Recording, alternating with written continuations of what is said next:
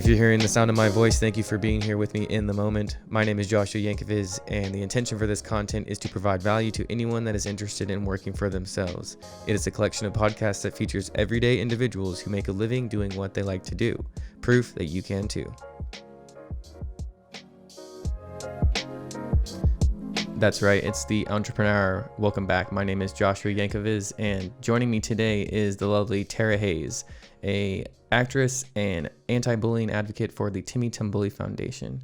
Tara, how are you today? I'm great. Thank you for having me. I'm super grateful that you made the time to come up. I know you're a busy lady and you got stuff going on as we all do. As everybody does. Exactly. Yeah.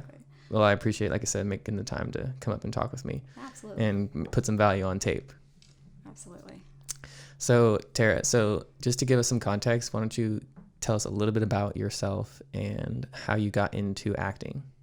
Yeah, so I was not always in the field that I'm in entertainment and music business and acting. I, out of college, got into the medical field. I was in orthopedic surgical sales, medical sales for, for 7.5 years. And I just kind of, long story short, when I was about 28, I kind of just realized that all of the things and the goals that I had set before myself to accomplish, career-wise and everything weren't as fulfilling as I expected. So then I just kind of started on this journey of thinking about what I would want to do if anything was possible, if you could work towards something, what would it be? And that was, for me, was acting.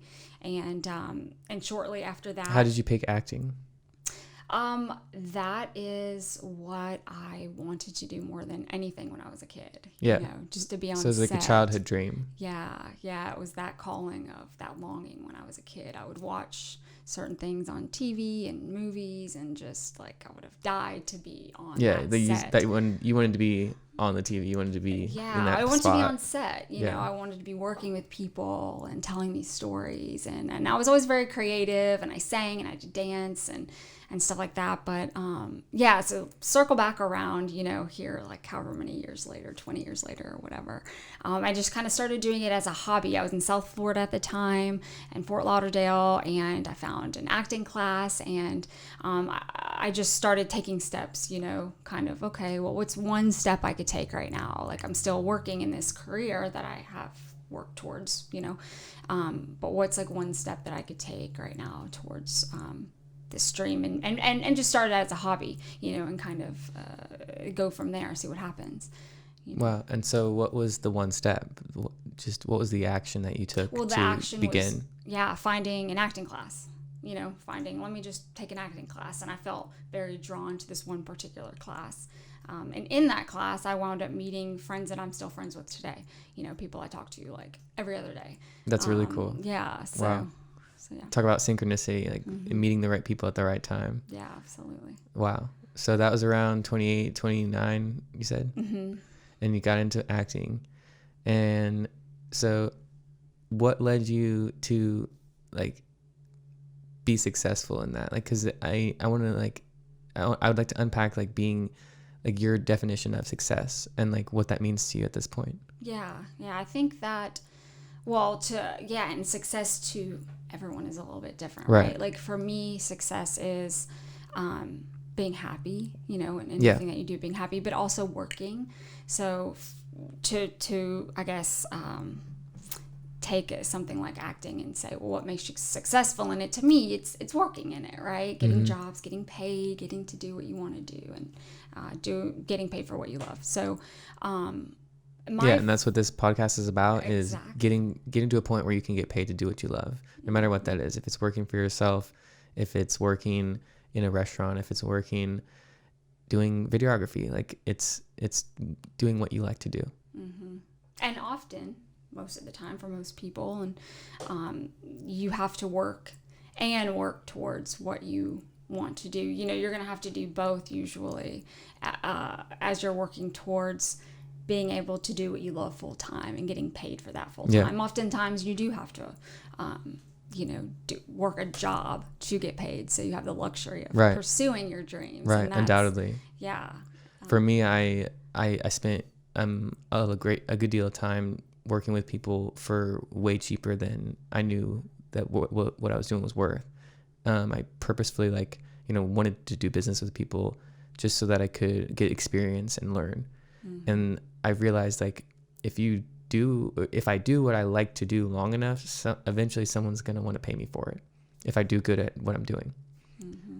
So for you with your acting career, you spent time like practicing the craft, and then at what point did you like maybe get an agent or something, and that helped you like progress even further?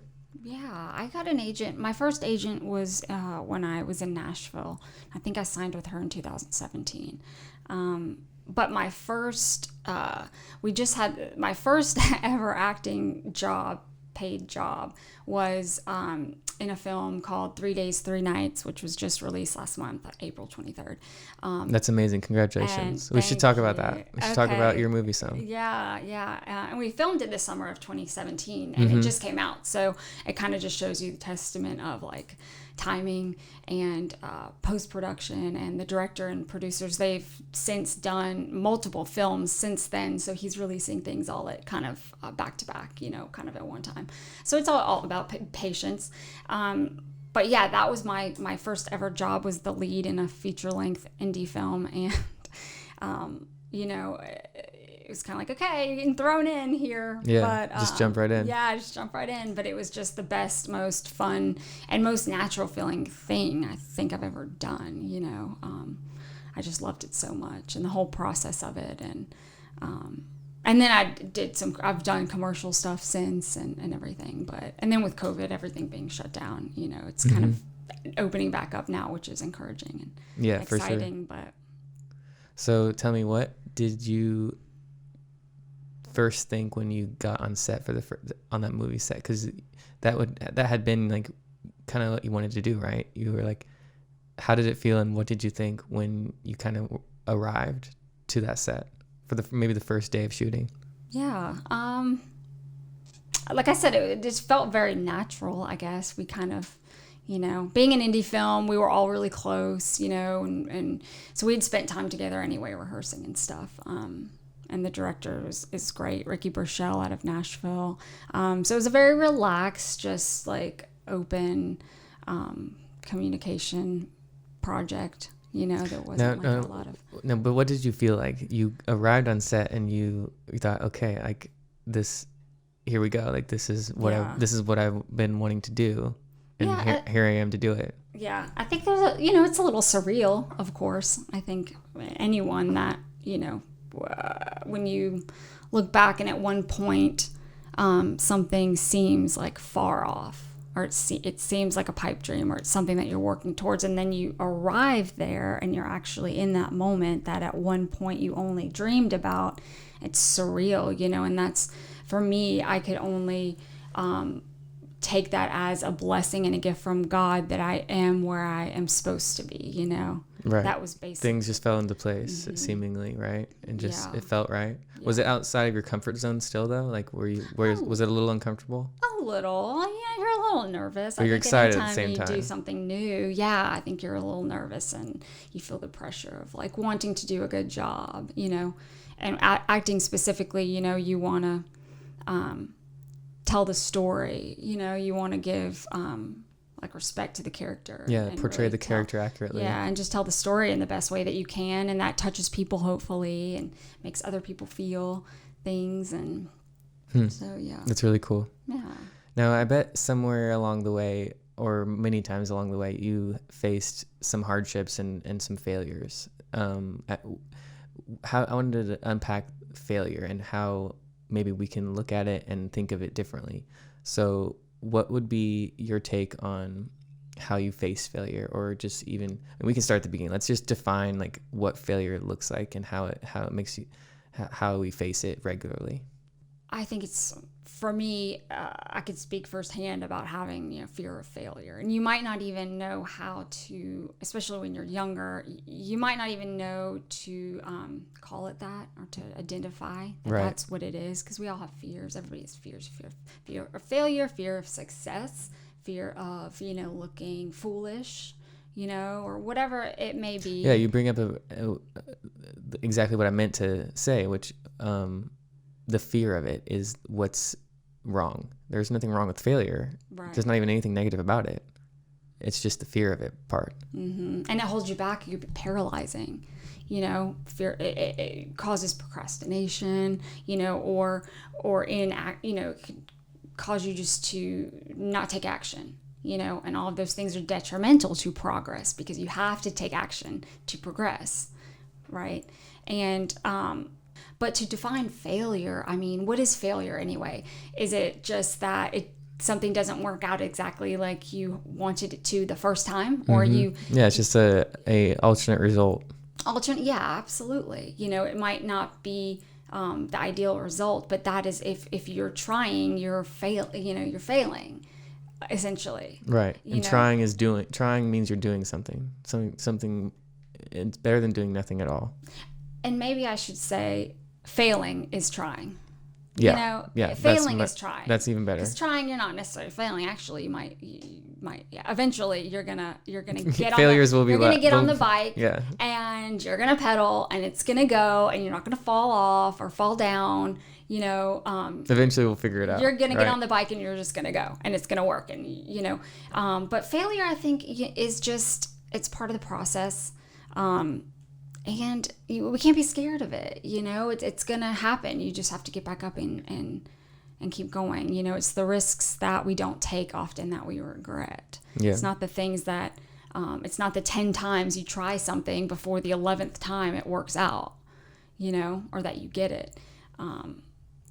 And that is applied to anything in life. I think, from an acting perspective, what could be perceived as failing is just things that you don't book. Maybe, but it's so much bigger than that. A lot of what I've done in the last, and this about me, we'll kind of get into it. The last 6.5 years, has been in music business ventures.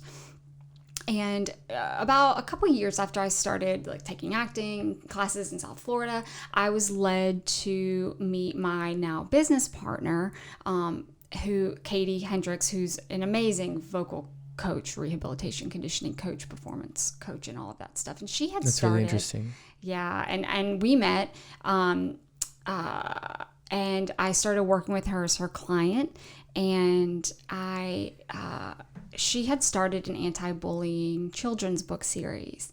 And so after her and I were working together for a while as client and coach, she asked if I wanted to come on board and help her write some of the books with her and just help them get that project out into the world. So I did. That was the beginning of 2015.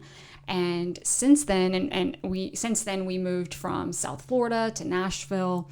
The children's book series evolved into a Broadway-style musical in our foundation, our nonprofit. So that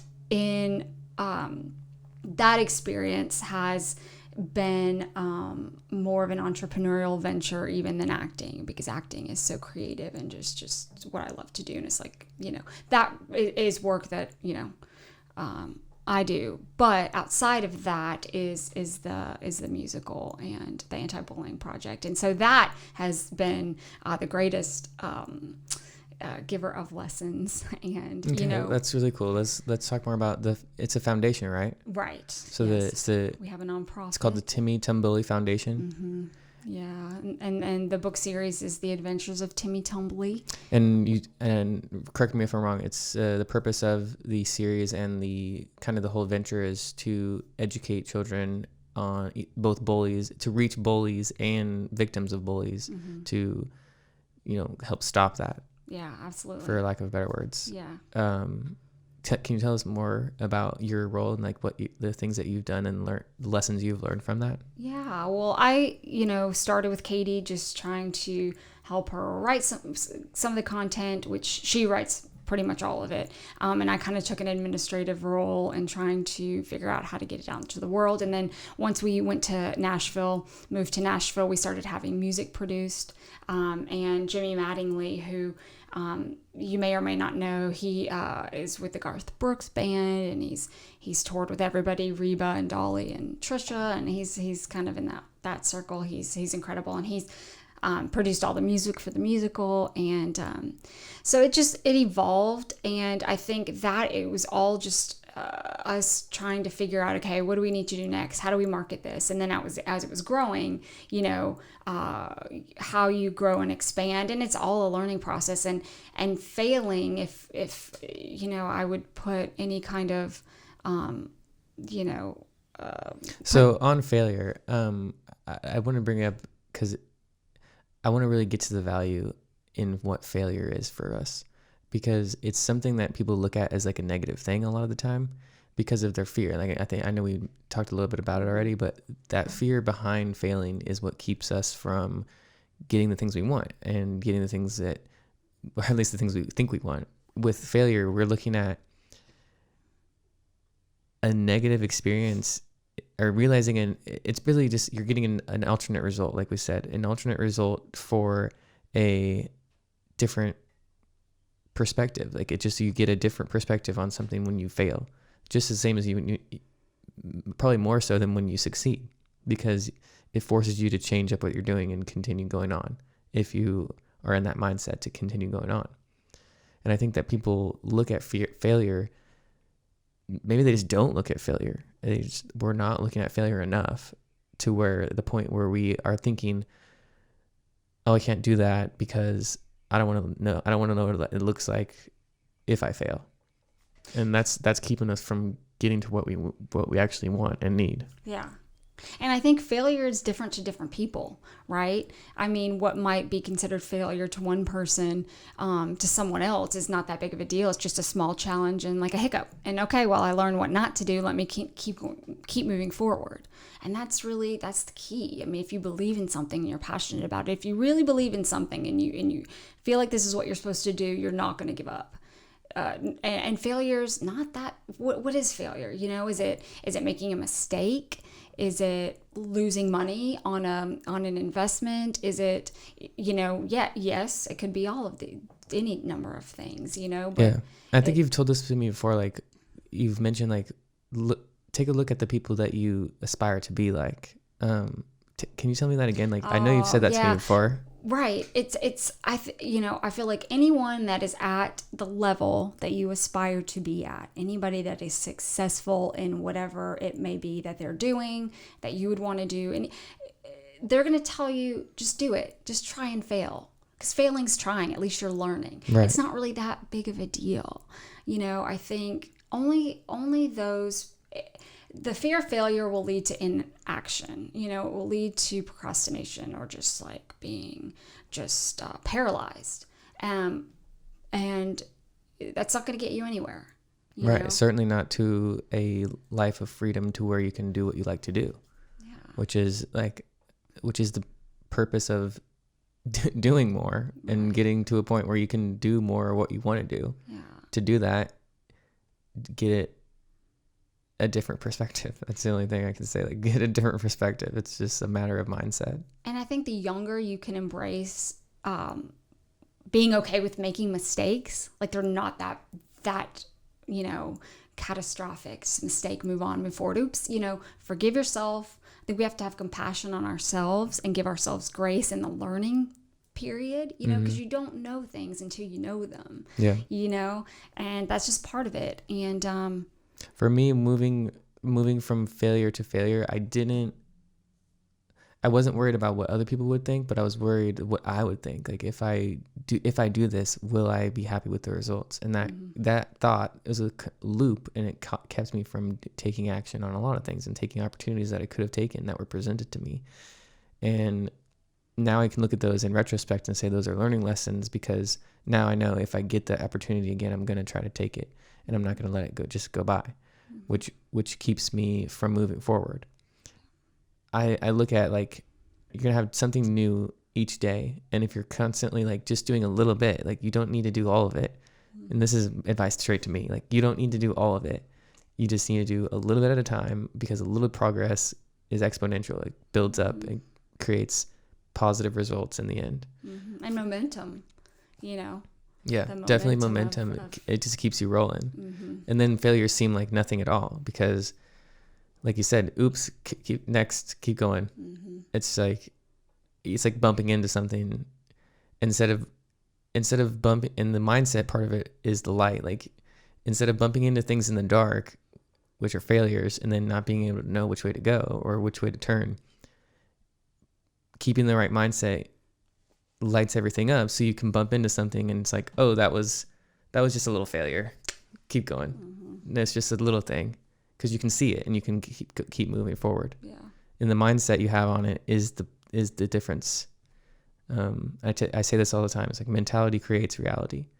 It's the most true thing that I've ever realized, is that mentality creates reality. And it's your paradigm on like yourself, and not necessarily everything around. Like, yes, you're connected to everything around you. And again, this is directly to myself. I'm saying this to myself. Everything is around you, connected to you, but there's no easy way to look at yourself. Like, and I've looked into, like, because one thing that I've recently been dealing with is like thinking I have some kind of psychological blind spot. And in psychology, it just means like there's a part of yourself, like either your personality or something you do that you don't realize you're doing, and it's a blind spot.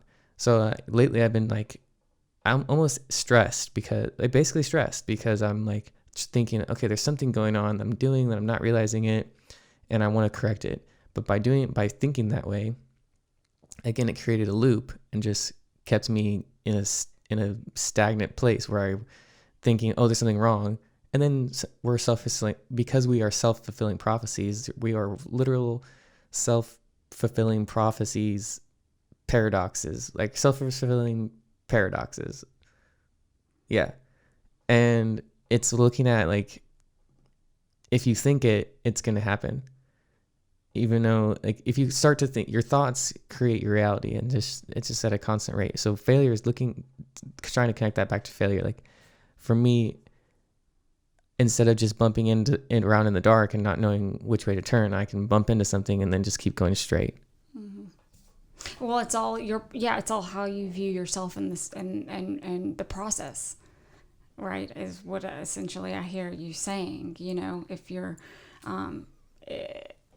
X, Y, or Z can happen, and you can either look at it as, oh, that happens, I'm a failure, or I'm learning that happened and I'm still learning, so I'm just going to keep moving forward. And inevitably, you know, I think anybody will tell you this, no matter what you embark upon, you're going to have more challenges and obstacles, and it's going to take more time and money than you expected in the beginning. Then it just is, no matter what you're doing. No, things always take longer than you think they will. Things always cost more than you think you will. There's going to be obstacles that pop up, things that happen. You're going to have to troubleshoot and problem solve, and things that you didn't expect, but you just have to keep going. You have to circumvent that and just move forward. I think the most important thing you can do is move forward. Yeah, just keep moving. Keep moving forward. We're meant to be moving. We're meant to be agile and adaptive. We're not meant to just get stuck. It's if you're stuck, you're in it's your mindset. If you're stuck and you can't move forward, you don't know why things are happening the way they are, it's because of your mindset. But I think that rest and reassessment of where we're at and what we're doing can give us a clearer vision to move forward. Oftentimes, you know, if you're so involved in something that you're seeing it one way for so long, or what you envision, and there might be another plan that's trying to kind of enter in, and if you don't take those times of rest and evaluation, you know, you might miss it, and you might try to move full steam ahead in this one direction, but there's actually like something else is trying to grow and be birthed here, but you're not seeing it. So I think it's being open to there being possibilities outside of what you originally envisioned as well. Yeah. So what I'm hearing you say, like, it sounds like you're describing kind of like synchronicity and how that comes into play. Like full steam ahead is one way to say it, but I like to look at it like being in sync and being in the flow of how things are moving.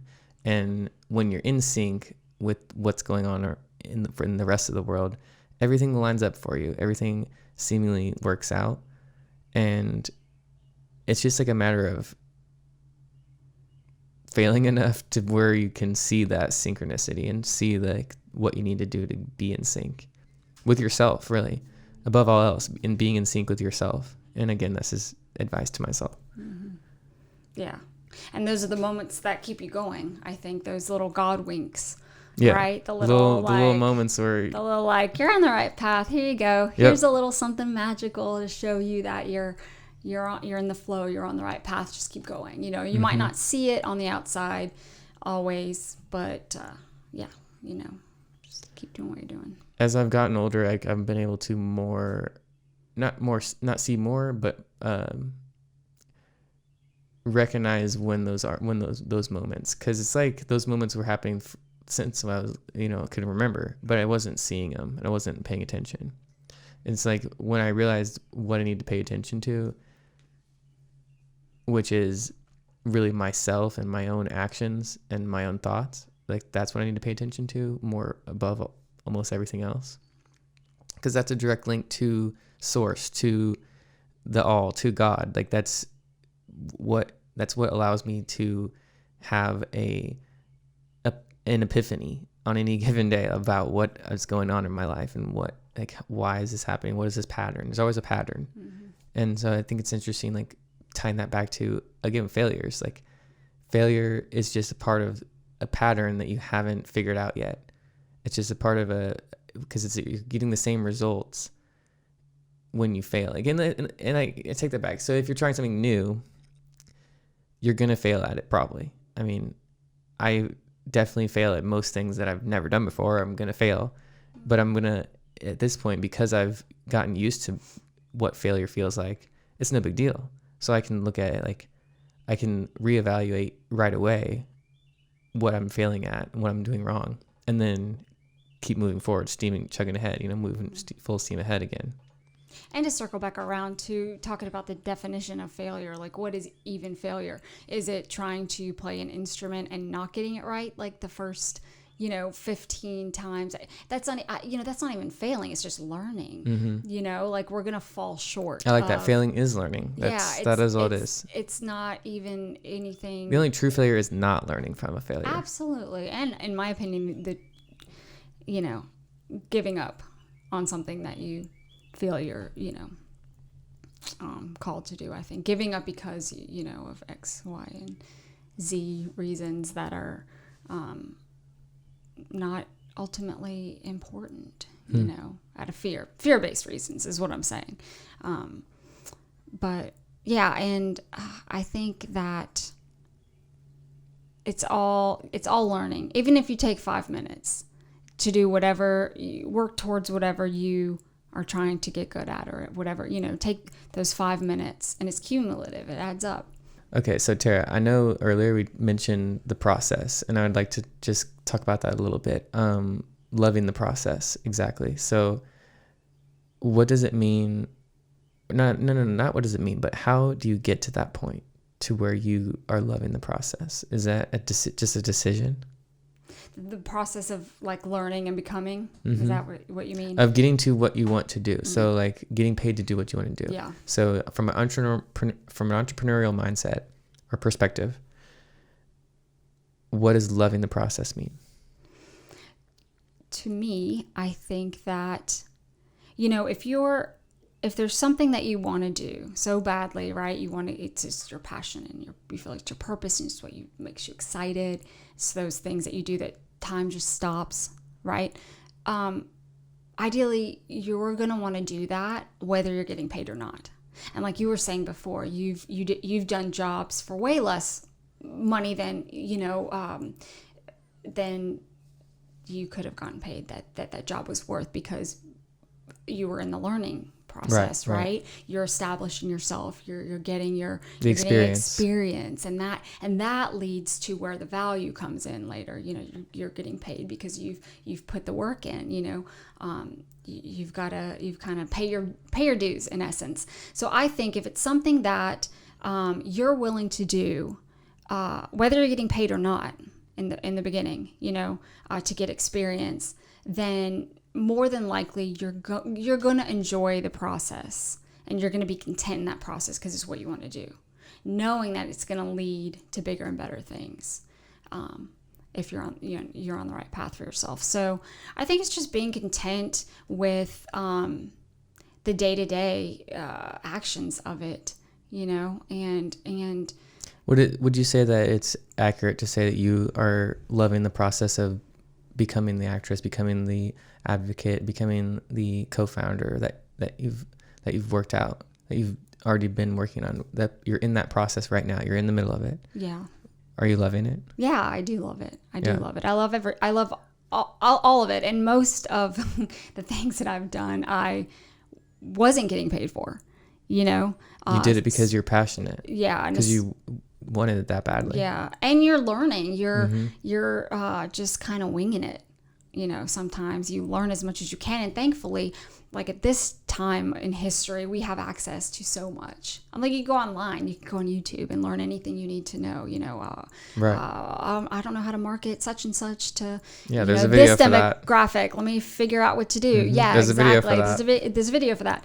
And so it's just like winging it and learning it, which is fun in essence anyway. It's kind of, I love the freedom that comes with it. And that's the whole point of entrepreneurship, right? And working, doing what you love to do and not working for I like to look at someone like working on else. your own time.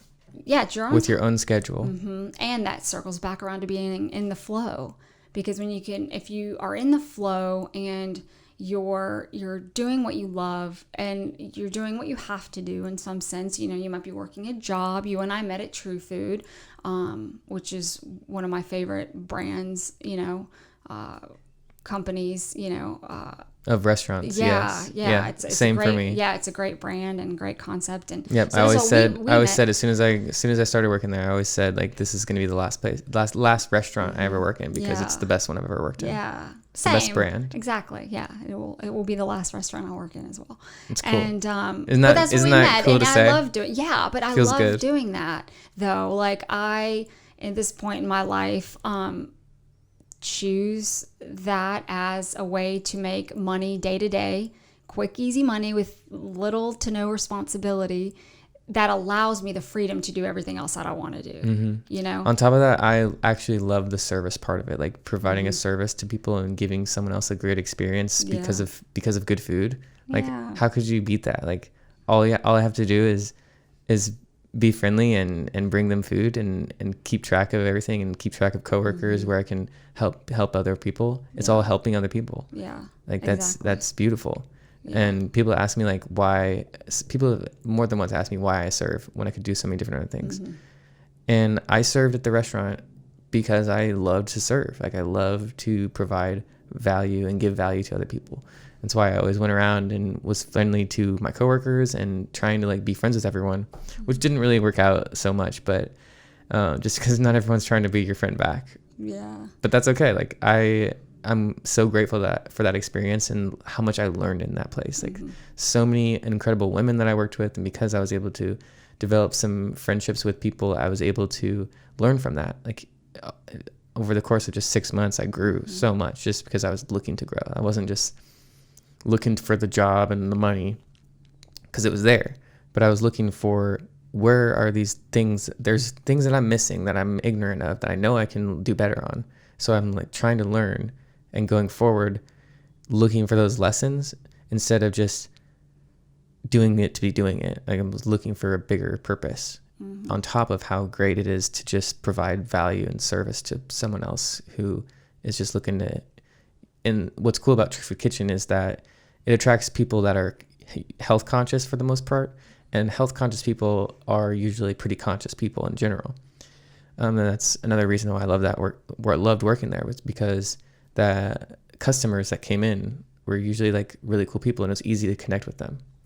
And that makes a big difference. Yeah. I've met some, and that's the thing about having, doing your best no matter where you are, you know, not aspiring to something, but then despising, you know, where you are at, or where you're having to work or whatever, but doing your best everywhere. Like, I've met so many great people. Like, I served a couple restaurants when I lived in Nashville, and I loved it because you meet so many people, you know, and especially a lot of people are doing other things on the side. Everybody's kind of got a side hustle, you know, so you can connect with people creatively, especially like here, like what we're doing right now, but especially in Nashville, everybody's doing something. So you connect with somebody. Everything's like every interaction has the potential to be like a creative collaboration in that sense, in circles like that. So yeah, and I've met people that are great friends of mine now at restaurants that I worked at and at True Food and stuff, you know, and people that come in and you get to be friends with, and you just, you know, so it's embracing all of it, and it's embracing, you know, the grind, the day-to-day grind, and embracing those things that make you feel totally alive. Yeah. You know? Yeah. And pushing towards that, pushing towards those things that make you feel alive. If, like, I mean, in a sense, we humans are all, anyone can be addicted to anything in a way. Like, some people are more prone to it, sure, but doing what makes you feel good is always seemingly the right thing. No, I take that back. It's not always the right thing, but the channel to which you get there. Yeah. So you're looking for something that's bigger than yourself. That's where the value's at, where you can say, like, I'm contributing to something bigger than me. And I'm just like, that's how I look at the restaurant. Like, I was just a cog in the restaurant. Like, I was just there to provide a great service as best as I could, which wasn't always that great. I can be forgetful. I have pretty severe, I can be seemingly forgetful. It's not like I forget things. I have a very good memory, but if someone asks for a sauce and then another table asks for two things, and another table asks for two things, I am kind of not likely, but I might forget that first one that asked for something, just because I get distracted with the rest of it. And then I get in the flow though, and I stop forgetting things, and that makes it a lot better. But the restaurant business like made me learn so much about myself, and that's why I'm grateful to have done it. Like, I think I would recommend anyone work in the service industry at least for a time of their life. Yeah, so the younger the better too, I think. Yeah, you know, the younger the better. It makes a great like first job, or you know, college jobs. You learn so much. Yeah, that's a cool point. If you're listening and you don't know what to do, and you're just, you know, looking for a job, maybe look at serving. It's not very hard. The money's good. And if you choose to, you can learn a lot about yourself. Yeah, good point. Well, this brings me kind of into my next point about learning about yourself, or learning, except in a future sense. So I like to ask this question to some people. So if imagine the you 10 years from now, and they walk up to you with either, you know, words of wisdom or advice or something like that. They walk up to you. What would Tara 10 years from now say to you? That's a good question. Maybe I can start with me. So with the if 10 years from now me walked up to me, I think he would say, even still, stop being scared of failure, and stop being scared to jump and do more. Because every time that I have done more, every time that I have made an effort to jump, I always get caught. Like, it seems to work out. Like, things will fall into place where they're supposed to fall into place if your intention's in the right place, if your mind's in the right place, which we all know if we're there or not, as far as like mindset goes. And if you feel like me, where you're like, sometimes I know that I'm not in the right place, I know that I'm not in the right mindset, and I know it, and it's just like trying to figure it out, which is the stressful part, trying to figure out why I'm not in the right mindset. But once you can pinpoint that, things can fall into place around the rest of the room, like around the rest of the scenario that you're in. Once your mindset gets right, everything else can fall, makes it easier and more likely for everything else to just fall into place where it should be going. And so I think my future self to me would say, like, you know, stop being afraid to do more. You can do even more. And I think that also applies to some people in a way, like, oh, we can always do more. Like, you could always work harder. I'm not saying work harder or do more. I'm saying, like, do more of the things that you know you need to do. And that's what he would say to me. Yeah, that's great. I'm sure she would say the same thing to me. Just jump when you have the opportunity. And don't be afraid to fail. Don't be afraid of looking a certain way or being. That was like the biggest for me in retrospect when I was in Fort Lauderdale. I was with an improv troupe for a year and a half. Oh, that sounds like fun. Yeah. What kind of stuff did you do? What kind of shows and stuff? We were together for a year and a half, and towards the end we were at the point where we started doing shows like family friends kind of thing. Up until then it was just a class, and it was all of us, and we were together every Monday night for that whole time. And sounds like the Breakfast Club. Yeah, we were great friends, and we it was all like short form, long form, acting, improv, exercises, games, the yes and all that stuff that they teach you in improv. I don't know. I pictured the Breakfast Club like just a group of friends and together doing stuff. Yeah, but we had a teacher. It was structured and teaching us the correct form of improv acting and all of that. And for me, my biggest hiccup at the time, I was so in my head about everything and just holding myself back and not allowing myself just to be free and freely express myself. I was worried that I was doing it right or doing it wrong, or that I wasn't doing it right, doing it wrong, or that, you just look silly or whatever, but who cares? I think that's what I could tell myself now, looking back 10 years ago, is just like, who cares? Just do it. Just have fun, And so I think 10 years from now, myself would, all of the lessons I've learned in the last 10 years, I'm embodying now, and I'm different in ways. But I think 10 years from now, if it would just be, just put yourself out there more, don't worry about, the outcomes so much. Just embrace the moment, be in the moment. Be in the moment. That's a good one. That's a really good one. For me, it's a constant struggle. Maybe it's a constant struggle for everyone to be in the moment, but my attention will go to either the future. Like I have to really focus to keep my attention on just the moment. Cause I'll want to think about all the timelines, all the alternatives, all the possibilities in any given situation.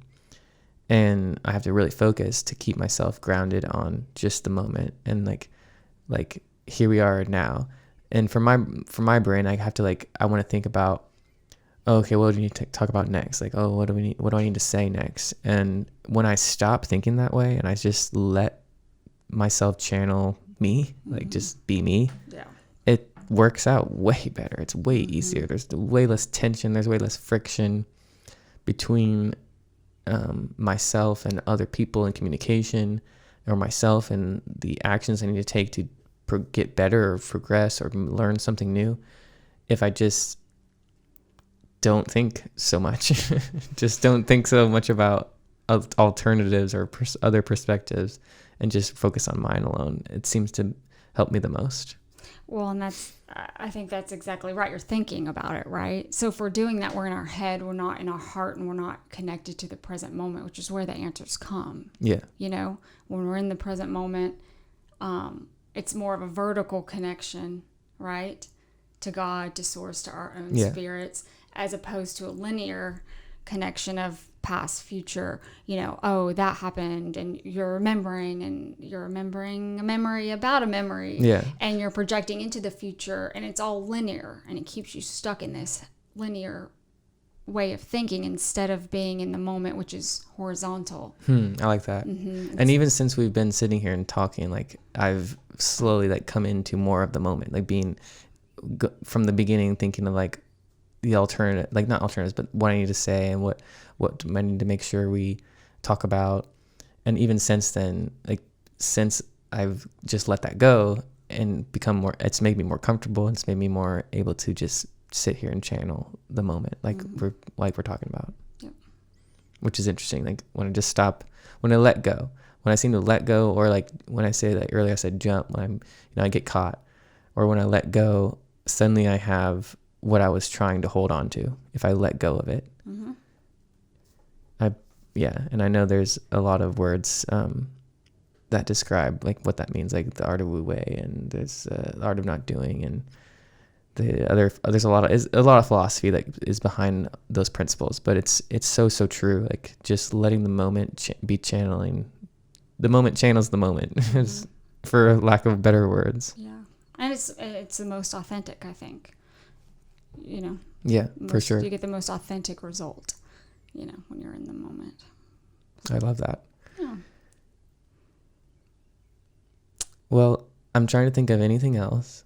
Is there anything that you would very much like to talk about or say on tape for our listeners? I think if I were to end with any final thoughts, it would just be, you don't have to know everything right now. You're in a continual process of becoming. So you might not even know, well, I don't know what I'm passionate about, or I don't know what my purpose is. I don't know how to help but that everything will start with that initial question. You can't get an answer unless you ask a question. So it's seeking guidance. For me, it's trusting that, and I believe for everyone that is here and alive and breathing, God has a purpose for your life. You were created with special talents, gifts, and interests. They're all different, which is beautiful. That's why we can't play the comparison game, well, that person does that and they're better at this than I am, and or whatever. You can't do that. It's it's detrimental. So you just have to ask for that guidance, trust there's a purpose, and start being open and aware to it, and you'll figure it out. Usually it's starting with the things that you love to do. And like I said earlier, what do you love to do so much that you would do it without getting paid, right? With the goal and intent of how can I make this a career? Right. Start with that, and just start with little steps. Take a step. Right. And with the power of the internet, there's literally nothing holding us back from making money of doing what we like to do. Yeah. If your thing is gardening, you can start making gardening content, and after a period of time, you will. I mean, if you put enough content out, you prove your own expertise. You just prove that you're an expert. If you are able to put out the content on something, like anything, it doesn't even matter. Like for you, like the content, you have a movie, like you were in a movie, you're a bona fide actress, like it's a real deal. For me, like I did video content, and I worked with just a few companies enough that were gracious enough to, give me experience and learning lessons that I got from all the clients I worked with. And after so much time, like I can now feel good about my expertise. Like I know what I'm doing. And if, like you said, you're speaking to someone who maybe you don't know what you're doing, or you don't know what you want to do, you don't know what you're passionate about, just do something, do more of something. It's okay if you aren't good at it. Eventually you could be good at it. So just continue doing it. And you have to have an end goal in mind, no matter if that winds up being the thing that you get to at all. But you have to have a goal in mind in order to take steps and move towards that. And your path might change.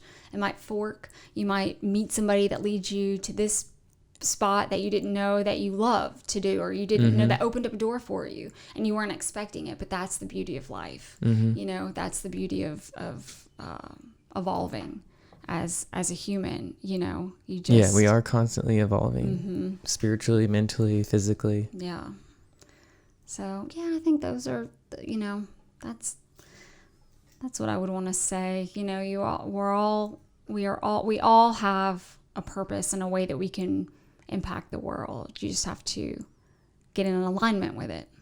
Yeah. Yep. It's getting it in alignment with it. It's so true.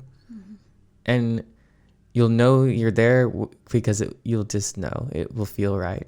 Well, Tara, thank you so much for coming up on the show. The Entrepreneur appreciates you. It's all about having some wisdom on tape, and I know that you have a lot of it, and I think we put out some good stuff today. Oh, well, thank you. Thank you for having me. And gosh, if I have any wisdom, it's just from my own, experiences and trial and error, and I'm glad to share it. And yeah, if you're at the beginning or middle or whatever phase of the journey that you're on, you can do it. You can do it. Just have faith in yourself, have faith that there's a plan for your life, and just keep moving forward.